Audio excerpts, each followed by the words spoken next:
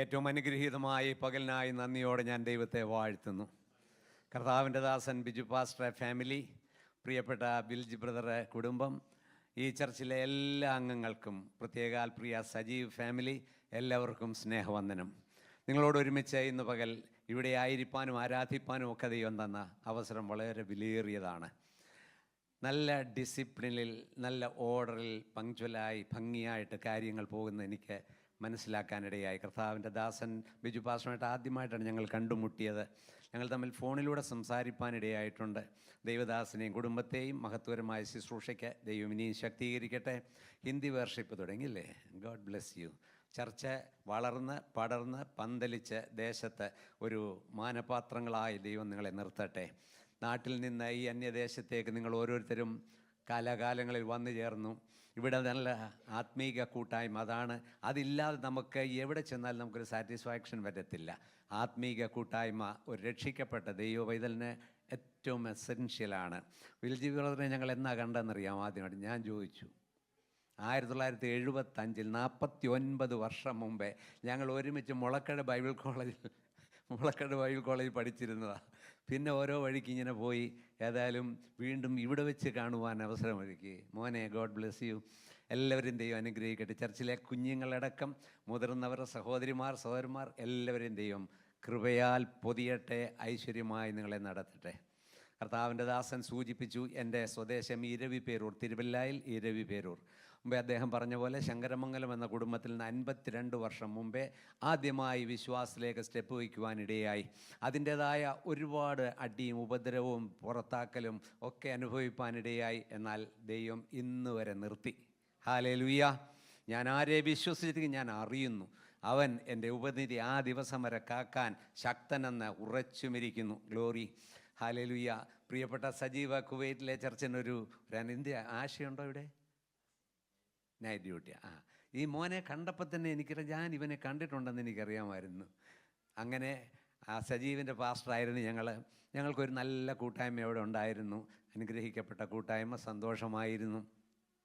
ആ കുടുംബത്തെ ഇവിടേക്ക് ദൈവം അയച്ചു. നിശ്ചയമായിട്ടും ഈ ചർച്ചിന് അവരുടെ ബ്ലെസ്സിങ് ആയിരിക്കും. Praise God, hallelujah. കർത്താവിൻ്റെ ജനമേ, ദൈവം നിങ്ങളെ സ്നേഹിക്കുന്നു. ഈ പട്ടണത്തിൽ ഫലം കായ്ച്ചു നിൽക്കുവാൻ കൃപ നൽകട്ടെ. ഞാൻ എൻ്റെ സാക്ഷ്യം പിന്നീട് അറിയിക്കാം, ബൈബിൾ ക്ലാസ്സിൽ അറിയിക്കാം. കർത്തദാസൻ പറഞ്ഞതുപോലെ നല്ല ചാർട്ടുകളൊക്കെ ഞങ്ങൾ കൊണ്ടുവന്നിട്ടുണ്ട്. നമുക്ക് പ്രധാനപ്പെട്ട ഒരു വിശ്വാസി അറിഞ്ഞിരിക്കേണ്ട ഏറ്റവും അടിയന്തരമായ ചില കാര്യങ്ങൾ നിങ്ങളുമായിട്ട് ഞാൻ പങ്കുവയ്ക്കുവാൻ ആഗ്രഹിക്കുന്നു. അത് നിങ്ങൾക്ക് മറക്കാനാവാത്ത ഒരു എക്സ്പീരിയൻസ് ആക്കി ദൈവം മാറ്റട്ടെ. ഹല്ലേലൂയ. ഈ ലൈറ്റ് ഇവിടുത്തെ ഇലക്ട്രിസിറ്റി ബോർഡ് തരുന്നതായിരിക്കാം. വെളിയിൽ സൂര്യൻ്റെ പ്രകാശമുണ്ട്, രാത്രിയാകുമ്പോൾ ചന്ദ്രൻ്റെ പ്രകാശം. സ്വർഗത്തിൽ ഈ മൂന്നുമില്ല. ഇത് മൂന്നും സ്വർഗത്തിൽ, സൂര്യനുമില്ല, ചന്ദ്രനുമില്ല, ഈ കറണ്ടും ഇല്ല. അപ്പോൾ ഇരുട്ടാണോ അവിടെ മൊത്തം? കുഞ്ഞാടതിൻ്റെ എന്നാ ജ്വലിക്കുന്ന പ്രകാശമായിരിക്കും. സൂര്യനില്ലെങ്കിലും ചന്ദ്രനില്ലെങ്കിലും സൂര്യനേക്കാൾ ശോഭയേറും യേശുണ്ടവിടെ, തേജസ്സുണ്ടവിടെ. സൂര്യനേക്കാൾ ശോഭയേറും യേശുണ്ടവിടെ, തേജസ്സുണ്ടവിടെ. എന്നേശുരാജൻ ഭൂവിൽ വീണ്ടും വരാറായി, എൻ പ്രാണനാഥൻ ഭൂവിൽ വേഗം വരാറായി. എന്നേശുരാജൻ ഭൂവിൽ വീണ്ടും വരാറായി, എൻ പ്രാണനാഥൻ ഭൂവിൽ വേഗം വരാറായി. മുത്തുരത്നങ്ങളാൽ തങ്കത്തെരുവീതിയാൽ, മുത്തുരത്നങ്ങളാൽ തങ്കത്തെരുവീതിയാൽ നിർമ്മിതമാം സ്വർഗരാജ്യം നമുക്കായി ഒരുക്കുന്നുണ്ട്. വേഗമൊരുങ്ങിടാം. നിർമ്മിതമാം സ്വർഗരാജ്യം നമുക്കായി ഒരുക്കുന്നുണ്ട്. വേഗമൊരുങ്ങിടാം. പാടാമെൻ്റെ കൂടെ.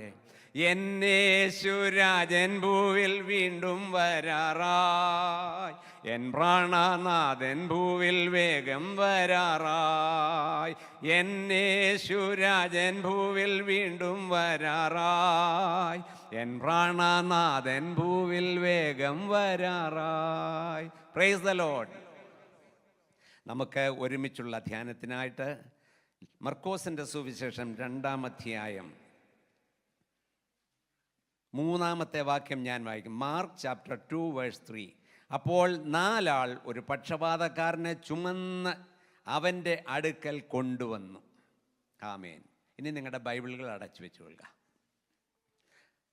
ഇന്ന് നമ്മൾ ചിന്തിക്കുവാൻ പോകുന്നത് ക്രിസ്ത്യൻ യൂണിറ്റി എന്ന വിഷയമാണ്. ക്രിസ്തീയ ദൈവമക്കളുടെ ഐക്യത എന്ന വിഷയമാണ്.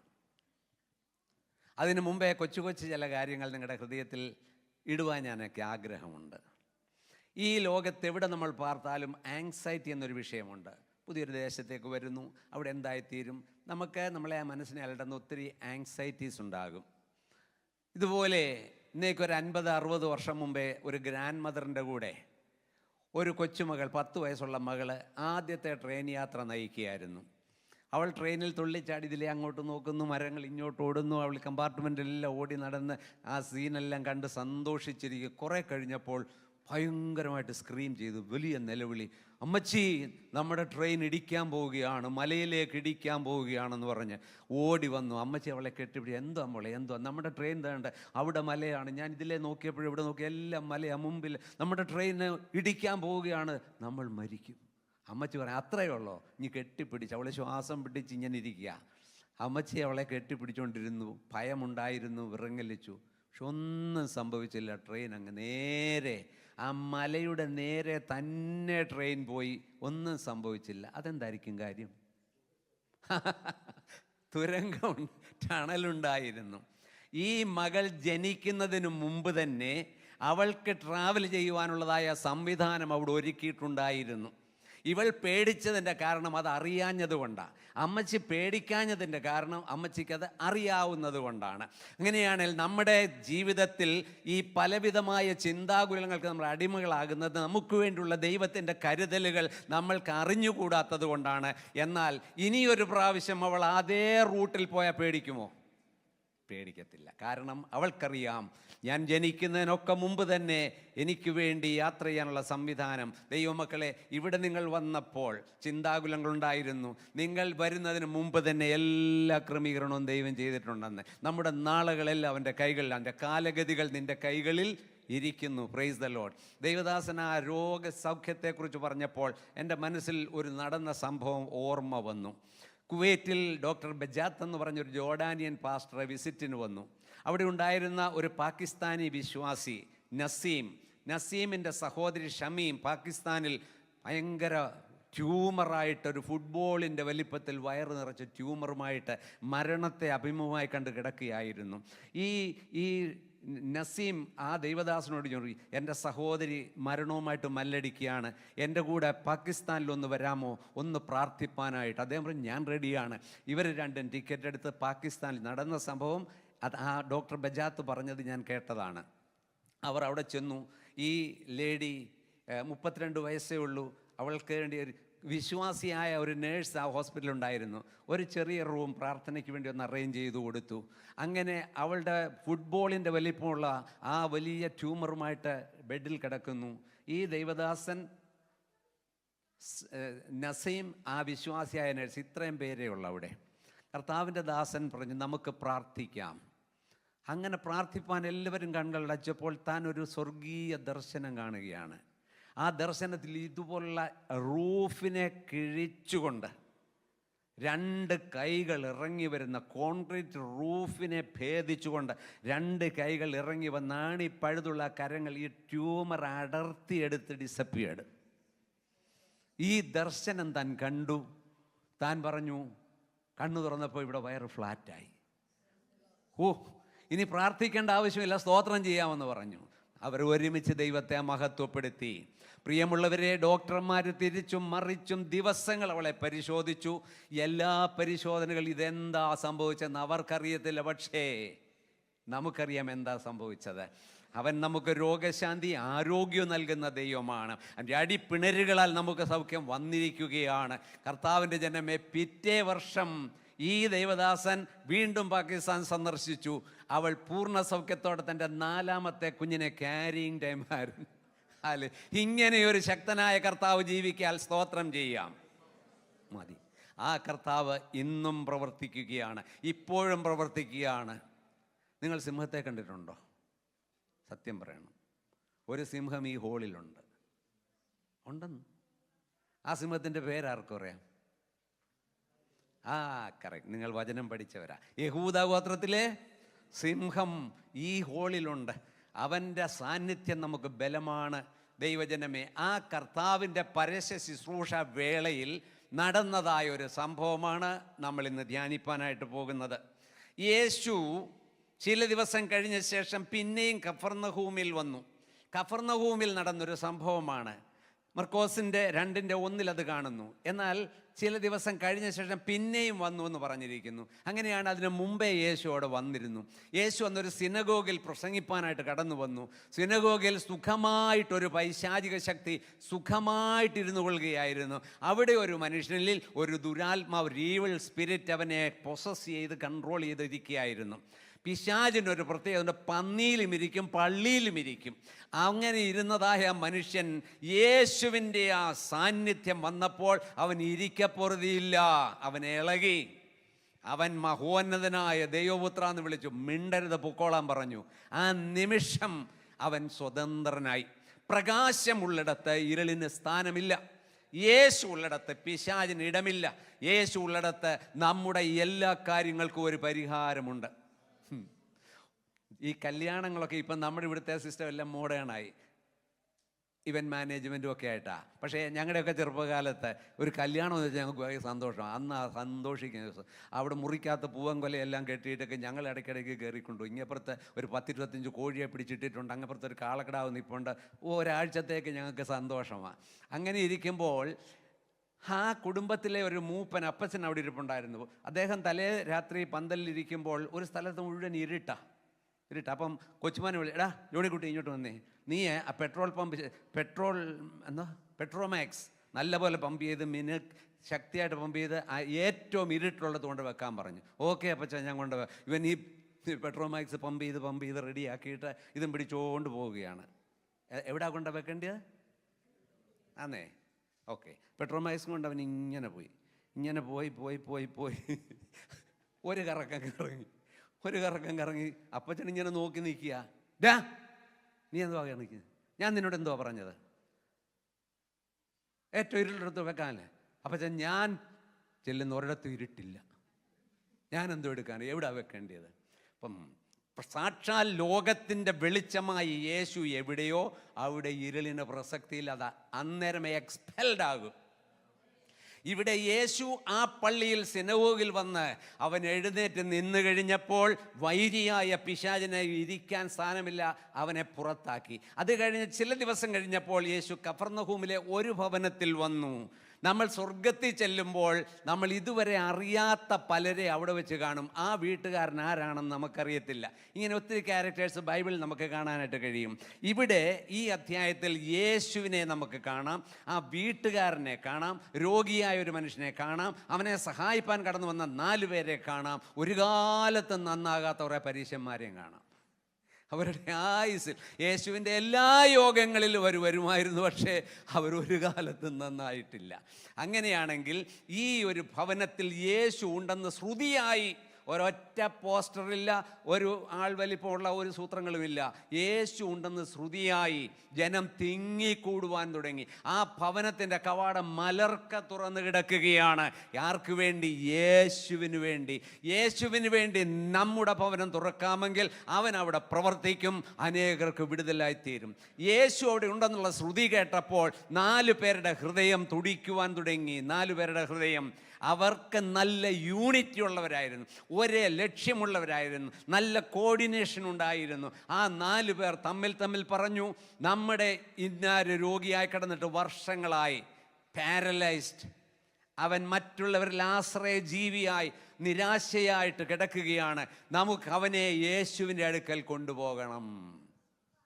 ഈ ഒരു ഇൻറ്റൻഷൻ നമുക്കുണ്ടെങ്കിൽ നമുക്ക് അസാധ്യമാണ് രോഗിയെ പക്ഷേ സൗഖ്യമാക്കാൻ കഴിയുന്ന ഒരു യേശുവിനെ ഈ 4 പേർക്ക് പരിചയമുണ്ട്.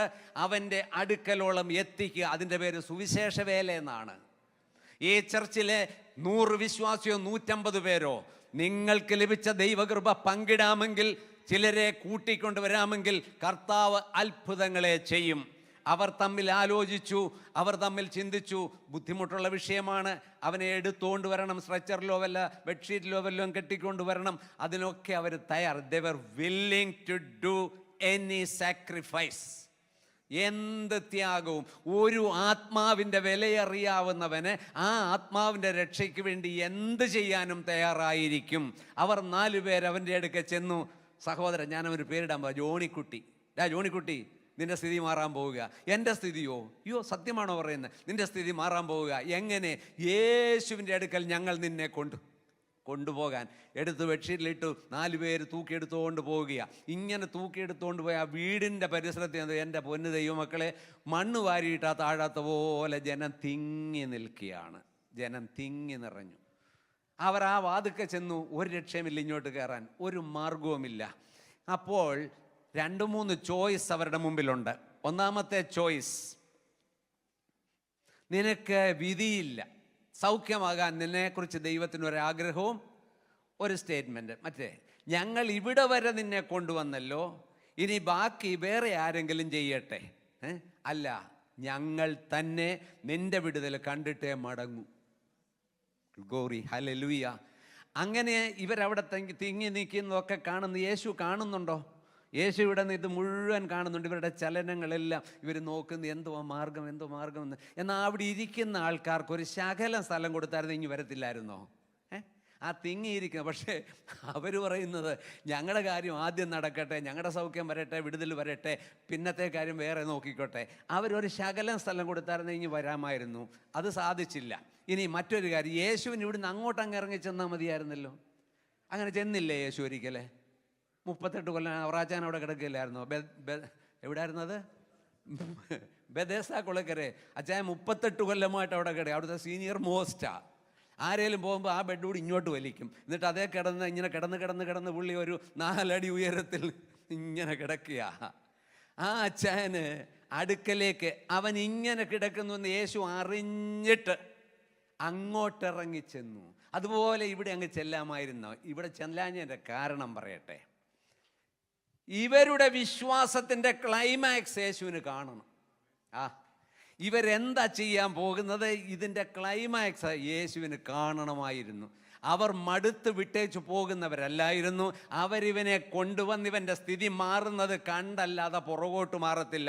UK പട്ടണത്തിൽ, മാഞ്ചസ്റ്ററിൽ നിങ്ങൾ കർത്താവിൻ്റെ മഹത്വം കണ്ടല്ലാതെ ഞാൻ മാറുകയില്ലെന്ന് നിർബന്ധ ബുദ്ധി ഉണ്ടായിരിക്കണം. അതിന് മുഴങ്കാലിരിക്കണം, ഉപവസിക്കണം, പ്രാർത്ഥിക്കണം, സാക്ഷ്യം പറയണം, ദൈവത്തിൻ്റെ സന്നിധിയിലേക്ക് കൂട്ടിക്കൊണ്ട് നിങ്ങളുടെ ദൈവദാസനുമായിട്ട് പരിചയപ്പെടുത്തണം. ഇങ്ങനെയൊക്കെയാണെങ്കിൽ ദൈവപ്രവർത്തികൾ നിങ്ങളുടെ കണ്ണുകൊണ്ട് കാണും. Hallelujah.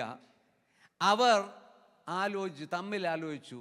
If there is a will, there is a way. ഹല്ലേലൂയ. സക്കായി ഓടി വന്നു. ഈ പുരുഷാരം പലപ്പോഴും പലരുടെയും വിടുതലിന് തടസ്സമായി നിന്ന കേസുകൾ നിങ്ങൾക്കറിയാം. സക്കായി ഒരു കൊച്ചു മനുഷ്യനായിരുന്നു, പാവം ഓടി വന്നു. ഒറ്റ ആഗ്രഹം, യേശു എങ്ങനെ ഉള്ളവൻ എന്നൊന്ന് കാണും. That's all. അതിനപ്പുറത്തൊന്നുമില്ലായിരുന്നു. പക്ഷേ കർത്താവിന് അതിനപ്പുറത്ത് പരിപാടി ഉണ്ടായിരുന്നു ഇവനെക്കുറിച്ച്. സക്കായി ഓടി വന്നവൻ ദേ കിടക്കുന്നു, പുരുഷാരം, ഒരു നിർവാഹവുമില്ല.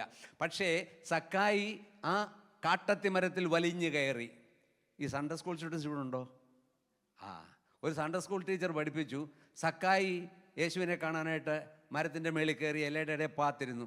അവൻ അവിടെ ഉണ്ടെന്ന് യേശു എങ്ങനെയാണ് അറിഞ്ഞതെന്ന് ചോദിച്ചപ്പം ഈ മോള് പറയും, അവൻ്റെ ചെരുപ്പ് അവിടെ കിടപ്പുണ്ടായിരുന്നു മരച്ചോട്ടിൽ. ഓർക്കുന്നോ? സക്കായുടെ ചെരുപ്പ് അത് കണ്ടുകൊണ്ട്.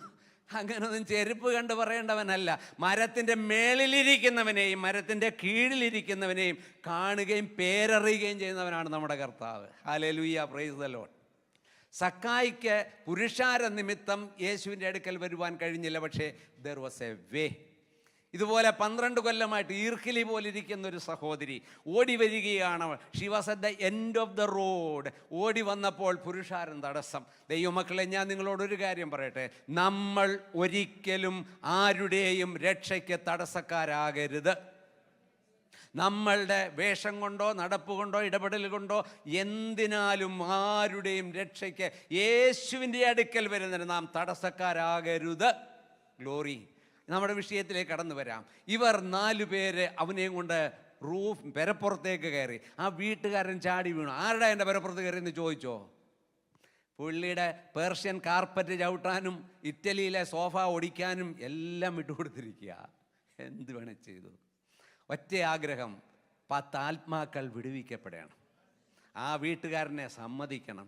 ഇവർ ഈ മേൽപ്പുരയിൽ പോയി, ഇത്രയും റൂഫല്ല, അവിടുത്തെ റൂഫ് ഈ മിഡിൽ ഈസ്റ്റിലെ റൂഫുകൾ, പ്രത്യേകിച്ച് കുവൈറ്റിലെ ഒരു ചർച്ചുണ്ട്, സജീവനറിയാം, നമ്മുടെ NECKയിലെ ഒരു ഭാഗം ഇപ്പോഴും ആ പഴയ സിസ്റ്റത്തിലാണ്.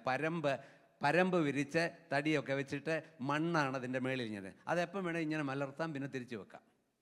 ഒരു ശകലം റിപ്പയർ ചെയ്താൽ മതി. അങ്ങനെയുള്ള റൂഫിൽ കയറി അവരുടെ കാൽക്കുലേഷൻ കണ്ടു. യേശു ഇവിടെയാണ് നിൽക്കുന്നതെങ്കിൽ ബോഡി അവിടെ കൊണ്ട് ഇറക്കിയാൽ നോക്കുമോ? അപ്പം കാൽക്കുലേറ്റ് ചെയ്തു. അവർ പ്രിസൈസായിട്ട് യേശു നിൽക്കുന്നതിൻ്റെ തൊട്ട് മുമ്പിൽ ഈ ബോഡി ഈ വ്യക്തിയെ മേളിയും താഴോട്ടിറക്കി. താഴോട്ടിറക്കുമ്പം വളരെ കെയർഫുള്ളായിരിക്കണം. കേരളത്തിൽ എൻ്റെ മൂത്ത മോൻ കണ്ടുകൊണ്ട് നിൽക്കുകയാണ്. ഒരപ്പച്ചൻ വിശ്വാസി മരിച്ചുപോയി. ബോഡി സെല്ലിലേക്ക് 8 അടി താഴ്ചയുള്ള സെല്ലിലേക്ക് ബോഡി ഇറക്കുക. ഈ കയറെ പിടിക്കുന്ന പുള്ളിയുടെ കോർഡിനേഷൻ ഇല്ലായിരുന്നു. ഒരു സൈഡ് പോയി ഡുമ്മെന്ന് ചെന്ന് ഇങ്ങനെ തലകുത്തി ആ സെല്ലിൻ്റെ അടി ചെന്ന് ഇടിച്ചു.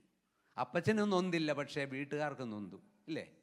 കോർഡിനേഷൻ, നല്ല തമ്മിലുള്ളൊരു ധാരണ ഉണ്ടായിരിക്കണം. ഏതെങ്കിലും ഒരു വ്യക്തി വിടുവിക്കപ്പെടണമെങ്കിൽ നമുക്ക് തമ്മിലൊരു ധാരണ ഉണ്ടായിരിക്കണം. പ്രാർത്ഥിപ്പാനും അവൻ്റെ അടുക്കൽ ചെല്ലുവാനും പ്ലാൻ ചെയ്യുവാനും ഒക്കെ നമുക്ക് സന്നദ്ധത ഉണ്ടാകണം. ഈ 4 പേരുടെ കയ്യിൽ നിന്ന് വഴുതിപ്പോയില്ലെന്നേ. കറക്റ്റായിട്ട് ആ വ്യക്തിയെ യേശുവിൻ്റെ അടുക്കൽ കൊണ്ടു. ഇവന് 2 പ്രശ്നങ്ങളുള്ള മനുഷ്യനാണ്. 2 പ്രശ്നങ്ങൾ. എന്താ 2 പ്രശ്നം നിങ്ങൾക്ക് പറയാമോ? എനിക്കറിയാം, നിങ്ങൾ പറയും അവന് ശാരീരികമായ പ്രശ്നമുണ്ട്. എന്നാൽ വേറൊന്നുണ്ട്. അവനൊരു മേജർ പ്രശ്നമുണ്ട്, ഒരു മൈനർ പ്രശ്നമുണ്ട്. വിസിബിളായൊരു പ്രശ്നമുണ്ട്, ഇൻവിസിബിളായൊരു പ്രശ്നമുണ്ട്. എടാ, ഇതൊക്കെ എന്തുവാ? ആ കൂടി മനുഷ്യങ്ങൾ കിടക്കുന്നല്ലേ ഉള്ളൂ. അല്ല, ഇതൊക്കെയുണ്ട്. അവൻ്റെ വിസിബിളായ പ്രശ്നം ശാരീരികമായ പ്രശ്നമാണ്. പക്ഷേ വിസിബിൾ അല്ലാത്തൊന്ന് പാപമെന്നൊരു പ്രശ്നമുണ്ട്. അത് ഈ 4 പേർക്ക് അവരതേക്കുറിച്ച് ചിന്തിച്ചിട്ട് പോലുമില്ല. ഇനി ഇവനൊരു മേജർ പ്രശ്നമുണ്ട്, മൈനർ പ്രശ്നം. ഇവൻ്റെ ഹെൽത്ത് പാരലൈസ്ഡ് ആയിരിക്കുന്ന ഒരു മൈനർ പ്രശ്നമാണ്. മേജർ പ്രശ്നം എൻ്റെ പാപമാണ്. ഹിമാലയം പോലെ നിൽക്കുന്ന പാപമാണ്. യേശു ആദ്യം ഡീൽ ചെയ്യുന്നത് ആ മേജർ പ്രശ്നത്തെയാണ്. ഹല്ലേലൂയ. ഇന്നത്തെ വിഷയം എന്ന് വെച്ചാൽ അവൻ്റെ മൈനർ പ്രശ്നത്തിന് സൗഖ്യമായിട്ട് അവൻ നരകത്തിൽ പോവുകയും ചെയ്യും. അതാ ഇപ്പം നടന്നുകൊണ്ടിരിക്കുന്നത്. യേശു അവൻ്റെ മേജർ പ്രശ്നമല്ലെങ്കിൽ അവനിലെ ഇൻവിസിബിളായ പ്രശ്നത്തെ യേശു ആദ്യം കൈകാര്യം ചെയ്യുന്നു. അവരുടെ വിശ്വാസം കണ്ടിട്ടെന്നാണ് അവിടെ എഴുതിയിരിക്കുന്നത്. അവൻ്റെ മുമ്പിൽ വന്നതായ ഈ രോഗി ഇവിടെ 8 കണ്ണുകൾ മേളിയും താഴോട്ട് നോക്കുക. 8 കണ്ണുകൾ. ഇപ്പോഴെന്താ സംഭവിക്കാൻ പോകുന്നത്? അവൻ എഴുന്നേറ്റ് അത് കാണാൻ കാത്തിരിക്കുകയാണ്. പക്ഷേ യേശു അവരുടെ വിശ്വാസം കണ്ടിട്ട് പക്ഷപാതക്കാരനോട് എഴുന്നേറ്റ് നടക്കുക എന്ന് പറഞ്ഞു. അല്ല, അതിനു മുമ്പേ, മകനെ, നിന്റെ പാപങ്ങൾ മോചിച്ച് തന്നിരിക്കുന്നു. ആദ്യത്തെ വലിയ പ്രശ്നത്തെ യേശു സോൾവ്. ഇവർക്ക് ആ വിഷയം വല്ല വിശ്വാസം ഉണ്ടായിരുന്നോ? അവരതേക്കുറിച്ച് ചിന്തിച്ചിട്ട് പോലുമില്ല. നാം ഒരു കാര്യം ഓർക്കണം, നമ്മൾ ചോദിക്കുന്നതിലും നാം നനയ്ക്കുന്നതിലും അത്യന്തപരമായി ചെയ്യുവാൻ മനസ്സുള്ളവനാണ് നമ്മുടെ കർത്താവ്. ഞാൻ ഇവരോടൊരു ചോദ്യം ചോദിക്കട്ടെ. ഈ ലേഡീസ് ഡിപ്പാർട്ട്മെൻറ്റിൽ ഹന്നായിക്ക് എത്ര മക്കളുണ്ടായിരുന്നു?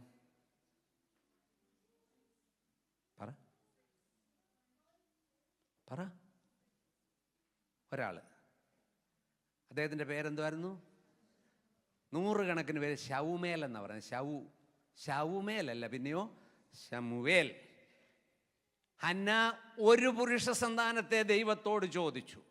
ദൈവം 6 മക്കളെയാണ് കൊടുത്തത്. 4 ആണും 2 പെണ്ണും ദൈവം കൊടുത്തു.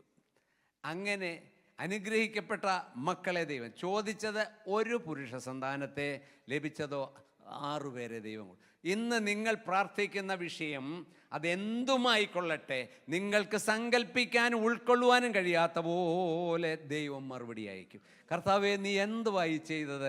ഞാൻ നിന്നോടൊരു കൊച്ചു കാര്യമല്ലേ ചോദിച്ചത്. നിങ്ങൾക്ക് ഓർമ്മയുണ്ടോ?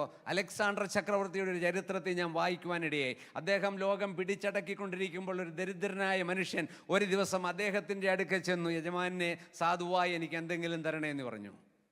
വാടാ എൻ്റെ കൂടെ എന്ന് പറഞ്ഞു. അവനെ അങ്ങോട്ട് പോയി ട്രഷറി തുറക്കാൻ പറഞ്ഞു. മറ്റേ ട്രഷറാറോട് പറഞ്ഞു ട്രഷറി തുറക്കാൻ പറഞ്ഞു. തുറന്നു കൊടുത്തപ്പോൾ ഈ രാജ്യങ്ങളിൽ നിന്നെല്ലാം പിടിച്ചെടുത്തതായ സ്വർണ്ണപ്പണ്ടങ്ങളും നാണയങ്ങളും എല്ലാം കൂട്ടിയിട്ടിരിക്കുകയാണ്.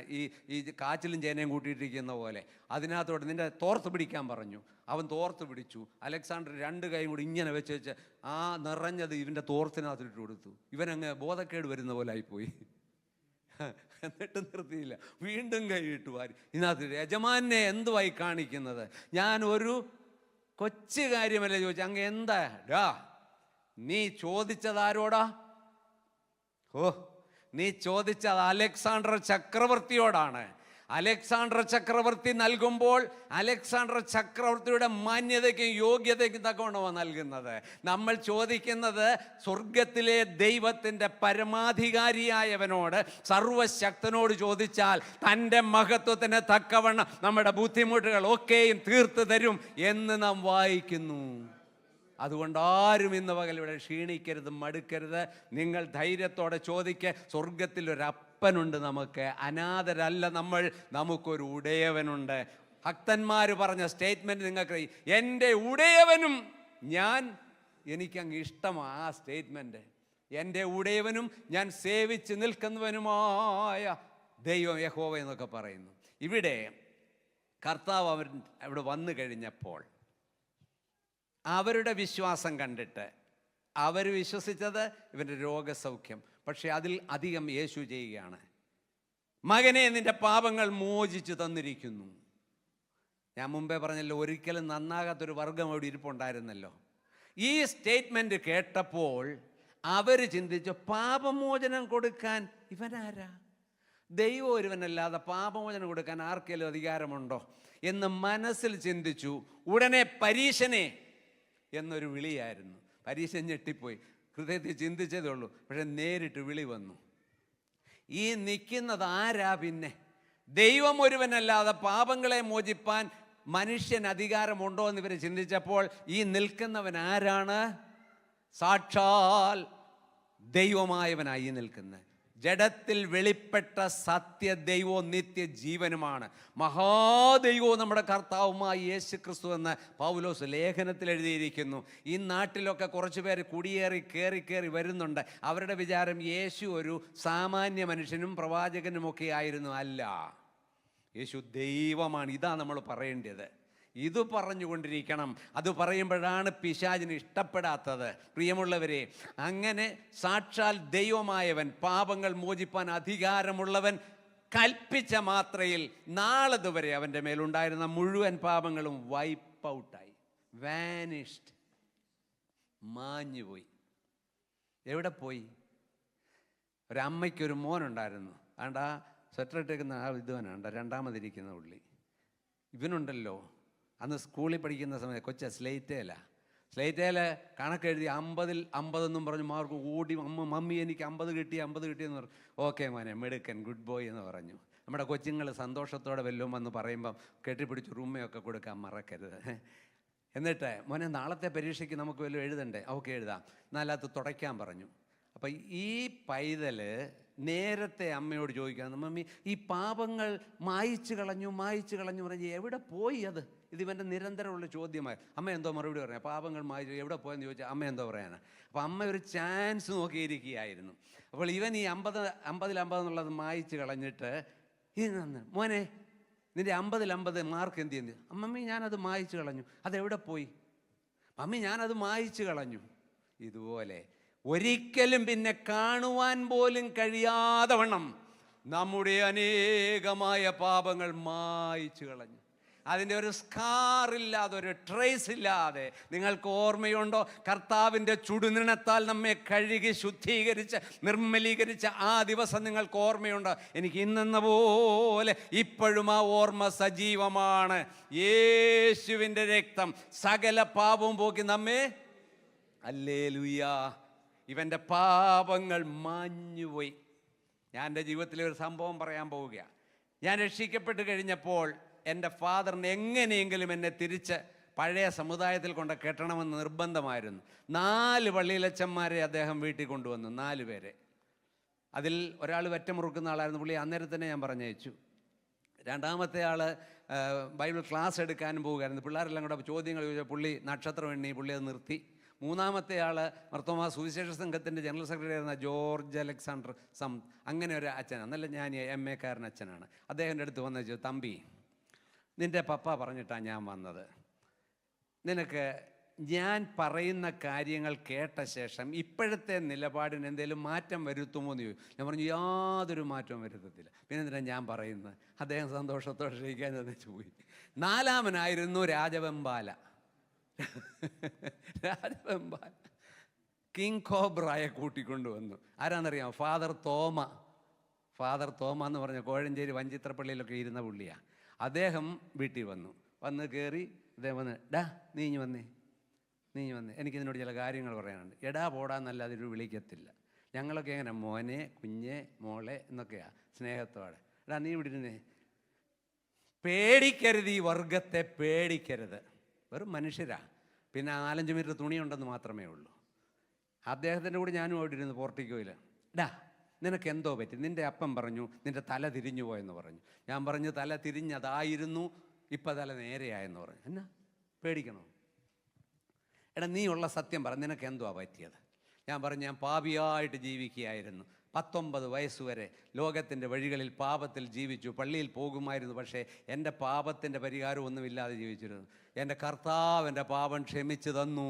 നിർത്തടാ, നിന്നോട് ആരാ പറഞ്ഞത്? നീ എന്തുവാ പറഞ്ഞത്? കർത്താവ് നിൻ്റെ പാപം ക്ഷമിച്ചെന്നു. ഞാൻ പറഞ്ഞു, എനിക്ക് നല്ലപോലെ അറിയാം, 100% ഉറപ്പുണ്ട്, യേശു എൻ്റെ പാപം. ഇപ്പോൾ കർത്താവ് അങ്ങനെ പാപം ക്ഷമിക്കുന്നില്ല. ഇത് മൂന്നാമത്തെ ഒരാൾ ഡയറക്റ്റ് സ്പീച്ചാണ്. അദ്ദേഹം ഇപ്പോൾ കർത്താവ് അങ്ങനെ പാപം ക്ഷമിക്കുന്നില്ല. ഞങ്ങളുടെ അടുക്കൽ വന്ന് കുമ്പസാരിക്കാമെങ്കിലേ മോചനം കിട്ടത്തുള്ളൂ. എന്നോട് പറയാ തോമ. അപ്പം തോമയുടെ അടുക്കൽ ചെന്ന് കുമ്പസാരിക്കാമെങ്കിലേ എനിക്ക് മോചനം. എന്നിട്ടൊരു ലോജിക്കൽ ഒരു എക്സാമ്പിൾ പുള്ളി എന്നോട്, എടാ തമ്പി, ഫറവോൻ്റെ അടുക്കൽ ആരെങ്കിലും ധാന്യം മേടിക്കാൻ ചെന്നാൽ ഫറവോൻ കൊടുക്കുമോ? ലോജിക്കൽ ചോദ്യം. ഫറവോൻ്റെ അടുക്കൽ ചെന്നാൽ ഫറവോൻ എങ്ങോട്ട് വിടും? ഫറവോൻ കൊടുക്കുമോ? ഇല്ല. ജോസഫിൻ്റെ അടുക്കൽ അതുപോലെ ഇപ്പോൾ ആരെങ്കിലും യേശുവിൻ്റെ അടുക്കൽ പാപമോചനത്തിന് ചെന്നാൽ കർത്താവ് കൊടുക്കത്തില്ല, ഞങ്ങളുടെ അടുക്കിലേക്ക് വിടും. അങ്ങനുണ്ട്. അപ്പം ഞാൻ തിരിച്ചൊരു ചോദ്യം, നിങ്ങളുടെ ഇടയിൽ വേന്ദ്രന്മാർ ഒരുപാടുണ്ടല്ലോ, ദുർനടപ്പുകാരും വ്യഭിചാരികളും പല പല പല കലാപരിപാടി നടത്തുന്നവരും. അവർക്ക് ഈ അധികാരമുണ്ടോ? ഉണ്ട്. അപ്പം ഞാൻ ഞെട്ടിപ്പോയി. അരിയുടെയും ഗോതമ്പിൻ്റെയും കാര്യമാണെന്ന് പറഞ്ഞ് ഞാൻ ആ സബ്ജക്റ്റ് വിട്ടു. തിരിച്ച് ഞാൻ ചോദിച്ചു, ജയിലിൽ കിടക്കുമ്പോഴും കുറ്റവാളി ആയിരിക്കുമ്പോഴും ഈ അധികാരമുണ്ട്, ജയിലിൽ വെച്ച് കുമ്പസാരിപ്പിക്കും? ഞാൻ അന്നേരം ഞെട്ടിപ്പോയി സത്യമായിട്ട്. അദ്ദേഹം അടുത്ത ലോജിക്കൽ എക്സാമ്പിൾ പറഞ്ഞ എന്താണ്? തമ്പി, 1 കിലോ സ്വർണം ഒരാൾ മറ്റൊരാളിനെ ഏൽപ്പിച്ചു, അത് സൂക്ഷിക്കാൻ. 1 കിലോ കറ തീർന്ന സ്വർണം ഏൽപ്പിച്ചു. രാത്രിയിൽ ഒരു കള്ളം വന്ന് ആ സ്വർണം എടുത്തുകൊണ്ട് കടന്നു കളഞ്ഞു. ഇപ്പം സ്വർണം ഇരിക്കുന്ന ആരുടെ കയ്യിലാ? സ്വർണ്ണക്കട്ടി ഇരിക്കുന്ന ആരുടെ കയ്യിലാ? ഒരു കള്ളൻ്റെ കയ്യിലല്ലേ? സ്വർണ്ണക്കട്ടിക്ക് മാറ്റു കുറഞ്ഞോ എന്ന് എന്നോട് ചോദിച്ചു. സ്വർണ്ണക്കട്ടിക്ക് മാറ്റു കുറഞ്ഞോ? പെരുങ്കള്ളൻ്റെ കയ്യിലിരിക്കുകയാണെങ്കിലും ഈ പാപമോചനത്തിനുള്ള അധികാരം അവർക്ക് ഉണ്ടെന്നാണ് പുള്ളി സ്ഥാപിച്ചത്. എഴുന്നേക്കാൻ പറഞ്ഞു, സ്ഥലം വിട്ടോളാൻ പറഞ്ഞു. പുള്ളി സ്ഥലം വിട്ടു. ദൈവമക്കൾ, ഈ വർഗത്തെ പേടിക്കരുത്, നല്ല ഗഡ്സ് ഉള്ളവരായിരിക്കണം കേട്ടോ. നമ്മുടെ പാപം കർത്താവ് മോചിതനായി സ്തോത്രം ചെയ്യാമോ? പോക്കി എൻ്റെ പാപമെല്ലാം തൻ്റെ യാഗത്താൽ നീക്കി എൻ്റെ ശാപമെല്ലാം താൻ വഹിച്ചതാൽ. പോക്കി എൻ്റെ പാപമെല്ലാം തൻ്റെ യാഗത്താൽ നീക്കി എൻ്റെ ശാപമെല്ലാം താൻ വഹിച്ചതാൽ ഓർക്കും തോറും സ്നേഹമെന്നിൽ വർദ്ധിച്ചിടുന്നേ. ഓർക്കും തോറും ഗ്ലോറി ഹല്ലേലൂയ. പാർക്കുന്നേതൻ കൂടെ വാഴാൻ എന്നു സാധ്യമോ? പാർക്കുന്നേതൻ കൂടെ വാഴാൻ എന്നു സാധ്യമോ? ഓ യേശുവോടു ചേർന്നിരിപ്പതെത്ര മോദമേ, യേശുവിനായി ജീവിക്കുന്നതെത്ര. എന്നു തീരും എൻ്റെ വാസം ഇന്നീ മഞ്ഞിലേ, അന്നു മാറും എൻ്റെ ദുഃഖം നിശ്ചയം. ചേർന്ന് പാടാം, കരമടിച്ച് പാടാം. വാസം ഇന്നീ മഞ്ഞിലേ, അന്നു മാർ എൻ്റെ ദുഃഖം നിശ്ചയം തന്നെ. അന്നു തന്റെ ശുദ്ധരുത്തു പാടിയാർക്കുമേ. Hallelujah, glory. തുമേ എന്നെനിക്കു സമ്മേളനം, എന്നെനിക്കു സാധ്യമോ മകൾ സമ്മേളനം. ഗ്ലോറി. യേശുവോടു നിപ്പതെത്ര മോദമേ, യേശുവിനായി.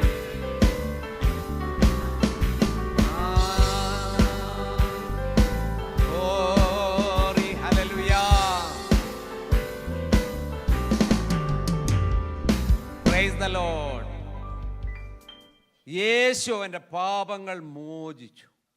പട്ടണത്തിൽ പാപിനിയായി ജീവിച്ച ഒരു സ്ത്രീ യേശു ശിമോന്റെ വീട്ടിലുണ്ടെന്ന് അറിഞ്ഞിട്ട് പരിമള തൈലവുമായിട്ട് വന്നു. അവൻ്റെ കാലിൽ പൂശിയ ചരിത്രം. യേശുവോട് പറഞ്ഞു, മകളെ, നിന്റെ പാപങ്ങൾ മോചിച്ചു. നിന് സമാധാനത്തോടെ. ഇതിനിടയ്ക്ക് ആരെങ്കിലും ഉണ്ടോ? യേശുവിൻ്റെ പാപപരിഹാരകൻ്റെയും പാപിയുടെ ഇടയ്ക്ക് ആരെയും സ്ഥാപിച്ചിട്ടില്ല. ആരെയും സ്ഥാപിച്ചിട്ടില്ല. പക്ഷേ ചില പുള്ളികൾ ഇടയ്ക്ക് ആൾക്കാരെ ഫിറ്റ് ചെയ്തിട്ടുണ്ട്. തിരുവെഴുത്തുകൾ പരിശോധിച്ചോ, പാപിയും പാപമോചകനും നേർക്ക് നേരാണ്. അവളോട് പറഞ്ഞു, നിന്റെ പാപങ്ങൾ മോചിച്ചു, നീ സമാധാനത്തോടെ. പാപം മോചിച്ച് കിട്ടാത്തിടത്തോളം സമാധാനമില്ല. ഇല്ലെന്നേ. പിന്നെ വല്ല ഉറക്കഗുളിയും കഴിച്ചു കിടന്ന് ഉറങ്ങില്ല, വേറൊരു മാർഗമില്ല. പാപമെന്ന മാരകമായ വിഷം, പൊട്ടാസ്യം സയനൈഡിനേക്കാൾ ഭീകരമായ ഒരു വിഷമാണ് പാപം. ആ പാപമാണ് ഇന്നത്തെ ലോകത്തിൻ്റെ മുഴുവൻ പ്രശ്നങ്ങളും. എന്നാൽ യേശു എന്ന ഒരേ ഒരു പരിഹാരകനേ ഉള്ളൂ. രണ്ടാമതൊരാളില്ല പാപം പരിഹരിപ്പാൻ. കർത്താവ് നമ്മുടെ അനേകമായ പാപങ്ങൾ മോചിച്ചു തന്നു. ആ കർത്താവിൻ്റെ കാൽവറിയിലെ മരണത്തെ അനുസ്മരിക്കുന്ന തിരുമേശയിൽ നമ്മൾ ഇന്ന് പങ്കുകൊണ്ടു. ദൈവം നമ്മുടെ പാപങ്ങളെ മോചിച്ചു തന്നു. എത്ര രൂപ കൊടുത്തായിരുന്നു മുടക്കി? 1 രൂപയുടെ മുടക്കില്ല. എത്ര പുണ്യസ്ഥലങ്ങൾ സന്ദർശിച്ചു? ഒരു പുണ്യസ്ഥലത്തും പോയില്ല. യേശുവിനെ സത്യത്തിൽ വിശ്വസിച്ചിട്ട് ഏറ്റെടുത്തു, വാഗൊണ്ട് ഏറ്റുപറഞ്ഞു, എൻ്റെ പാപത്തിൻ്റെ കുറ്റം അവൻ ക്ഷമിച്ചു തന്നു. യേശുവിനല്ലാതെ വേറെ ഒരാൾക്കും നമ്മളെ വിടുവിപ്പാനും കഴിയത്തില്ല. എൻ്റെ ഒരു സ്നേഹിതൻ ഇരവിപേരൂരിലുണ്ട്. കോളേജിൽ നിന്ന് വരുന്ന വഴിക്ക് കറണ്ട് കമ്പി പൊട്ടി വീണ് കിടന്നു. അറിയാതെ ചവിട്ടി അത് ചുറ്റി അടിച്ച് താഴെ വീണ് പെടപെടയ്ക്കുകയാണ്. അവൻ സ്വയം എത്ര പെടച്ചാലും അതിൽ നിന്ന് വിടുതലില്ല. ഇപ്പം എൻ്റെ അലർച്ച കേട്ടപ്പോൾ പറമ്പിൽ കളിച്ചുകൊണ്ടിരുന്ന പണിക്കാരൻ ഓടി വന്നു. തൂമ്പായുടെ പിടി കയ്യിലുണ്ടായിരുന്നു. അതുകൊണ്ട് അവനെയും കമ്പിയെയും തമ്മിൽ വിടുവിച്ചു. ഇന്നും അവൻ ഗൾഫിൽ ജോലി ചെയ്യുക. ദൈവജനമേ, ഇതുപോലെ പിശാചെന്ന പഴയ പാമ്പിൻ്റെ ചുരുളിനകത്ത് നമ്മൾ ചുരുണ്ട് കിടന്ന സ്ഥാനത്ത് ആർക്കും വിടുവിപ്പാൻ കഴിയാതിരുന്നു. ദൈവത്തിൻ്റെ ഓമനകുമാരൻ നമ്മളെ വിടുവിച്ചു. യേശു നമ്മളെ സ്വതന്ത്രരാക്കി. ഈ മനുഷ്യൻ്റെ പാപം മുഴുവൻ മാഞ്ഞുപോയി. ഇനി അവൻ്റെ മൈനർ പ്രശ്നമുണ്ട്. എഴുന്നേറ്റ് നടക്കാന്ന് പറഞ്ഞു. അവൻ എഴുന്നേറ്റ് ഇങ്ങ് പോരുന്നു. അവൻ്റെ സ്ഥിതി മാറി. ഇനി അവൻ തായെന്ന് പറഞ്ഞ് കിടക്കുമോ? അച്ചായ അവല്ലോം തായ? നോ, അവൻ്റെ സ്ഥിതി മാറ്റി. ആര്? ആ 4 പേർക്ക് അതിലൊരു പങ്കുണ്ടെന്നേ ഉള്ളൂ, അല്ലേ? അവരാൽ കഴിയാത്തതായിരുന്നു ഇവനെ എഴുന്നേൽപ്പിക്കുന്ന. അവർക്ക് കഴിയാത്തതാണ്. പക്ഷെ കഴിയുന്ന ഒരാൾ വന്നല്ലോ. നമുക്ക് അസാധ്യമായ പലതും ചെയ്യുവാൻ പ്രാപ്തനാണ് നമ്മുടെ കർത്താവ്. അവൻ്റെ അടുക്കലോളം ഒന്ന് കൊണ്ടു ചെന്നാൽ മാത്രം മതി, ബാക്കി കാര്യം കർത്താവ് ചെയ്യുമെന്നേ. നിങ്ങൾ ഇന്ന് മനസ്സിലൊരു തീരുമാനം. ആ ബൈബിൾ ക്ലാസ് തുടങ്ങാൻ പോവല്ലേ, 4 പേരെ വിളിക്കുക. കൂട്ടുകാരെ ഒന്ന് വിളിക്കേ, അവർ വരട്ടെ. അവർ വരുമ്പോൾ കർത്താവ് അവിടെ വെച്ച് അവരോട് സംസാരിക്കുകയും ഇടപെടുകയൊക്കെ ചെയ്യും. അത് അവരുടെ വിടുതലിന് രക്ഷയ്ക്കും ഹേതുവായി തീരും. ഒരു ആശ്ചര്യപ്പെടുത്തുന്ന ഒരു സംഭവം യോനയുടെ പുസ്തകത്തിൽ 4-ാം അധ്യായത്തിലുണ്ട്. ഇത് യോനയ്ക്ക് ഏറ്റവും അനിഷ്ടമായി. ഞാൻ നോക്കി, എന്തുവാ ഈ അനിഷ്ടമായത്? എന്തുവാ ഇത്ര അനിഷ്ടമായത്? പുള്ളി കയറ് പിരിയുന്ന പോലെ പിരിഞ്ഞ് ദൈവത്തോട് ഇങ്ങനെ പാമ്പ് ചീറ്റുന്ന പോലെ ചീറ്റിക്കൊണ്ട്, എൻ്റെ യോനാച്ചായ ഇത്രയും വിഷമിക്കേണ്ട കാര്യം? 1,20,000-ൽ ചിലവാനും പേര് രക്ഷിക്കപ്പെട്ടതാ. അതാ പുള്ളിയുടെ മനപ്രയാസം. ഓ, എന്തൊരു മനുഷ്യനിടാ. അവിടെ കാണുമായിരിക്കും അല്ലേ? കാണുകയാണെങ്കിൽ നിങ്ങൾ തമ്പി പാസ്റ്റർ ഇങ്ങനെ യോനാച്ചാൻ്റെ കാര്യം അവിടെ വെച്ച് പറഞ്ഞെന്നൊന്ന് പറഞ്ഞേക്കണം. ഞാൻ അത്ഭുതം. നമ്മളാണെങ്കിൽ കള്ളും കുടിച്ച് ചെള്ളു മരിച്ച് ഭാര്യയുടെ മൂക്കിനിടിച്ച് നടക്കുന്ന ഒരുത്തനെ രക്ഷയിലേക്ക് നടത്തിയാൽ നമ്മൾ നിലത്ത് നിൽക്കാതെ തുള്ളിച്ചാടും. കർത്താവേ, ആ കുടുംബത്തെ ആ വ്യക്തിയെ രക്ഷിച്ചാൽ. ഇവിടെ ഒരുത്തൻ 1,20,000-ൽ ചില്ലുവാനം മനുഷ്യാത്മാക്കൾ ദൈവകോപത്തിൻ്റെ അഗ്നിയിൽ നിന്ന് വിടുവിക്കപ്പെട്ടിട്ട് പുള്ളിക്ക് ഒരു സന്തോഷവുമില്ല. ആമേൻ. യോനാച്ചാനെ ദൈവം പറഞ്ഞു, കുഞ്ഞേ, നിനക്കിത് വിഷയമല്ല, പക്ഷെ എനിക്കിത് വിഷയമാണ്. എൻ്റെ ഫസ്റ്റ് പ്രയോറിറ്റി ആത്മാക്കളാ. ദൈവത്തിൻ്റെ ഫസ്റ്റ് പ്രയോറിറ്റി പാപികൾ രക്ഷിക്കപ്പെട്ട് ദൈവകൃപയിൽ വരുന്ന നമ്മുടെ ഫസ്റ്റ് പ്രയോറിറ്റി അതായിരിക്കണം. ഹല്ലേലൂയ. നിങ്ങൾക്ക് തന്ന ദൈവദാസനുണ്ട്, സഹപ്രവർത്തകരുണ്ട്. അവരുടെ കൂടെ നിങ്ങൾ ഓരോരുത്തരും നിൽക്കാമെങ്കിൽ, ഞങ്ങളിത് പ്രാക്ടിക്കൽ ചെയ്ത് കണ്ടവരാണ്. സജീവിനോട് ചോദിച്ചു നോക്കിക്കോ. കുവൈറ്റിൽ ഞങ്ങൾ ചെല്ലുമ്പോൾ 35 പേരുണ്ട് ആ ചർച്ചിൽ. പിന്നെ ഒരു സഭായോഗത്തിൽ സഹോദരന്മാർ പറഞ്ഞു, സ്കൂളിലെ ഓഡിറ്റോറിയമാണ്, തമ്പി പാസ്റ്ററെ കസേര തീർന്നു. പണ്ട് ആ പാത്രം തീർന്നെന്ന് പറഞ്ഞതുപോലെ കസേര 400 പേരെന്ന ആരാധനയ്ക്ക് വന്നു. ദൈവത്തിനത് കഴിയും. എങ്ങനാ? തമ്പി പാസ്റ്റർ മാത്രമല്ല, മറ്റ് സഹോദരങ്ങൾ, കൂട്ടുവിശ്വാസികൾ ഓരോരുത്തരും ജോലി സ്ഥലത്തും അവരുടെ ക്യാമ്പിലും അവരുടെ വീടിൻ്റെ അടുക്കും ഒക്കെ ചെന്നേച്ച് ആൾക്കാരെ ക്ഷണിക്കും, വരാൻ പറയും. യോഗമുണ്ട്, നല്ല വചനം കേൾക്കാം, പ്രാർത്ഥിക്കുന്ന ദൈവമക്കളുണ്ട്, ഇവിടെ രോഗികൾ സൗഖ്യമാകും, ഇവിടെ നുകങ്ങൾ തകരും എന്നൊക്കെ നിങ്ങൾ പറയണം. പറയാമെങ്കിൽ അവർ വരും. വന്നാൽ അവരെ ദൈവം വിടുവിക്കുകയും ചെയ്യും. ഹല്ലേലൂയ.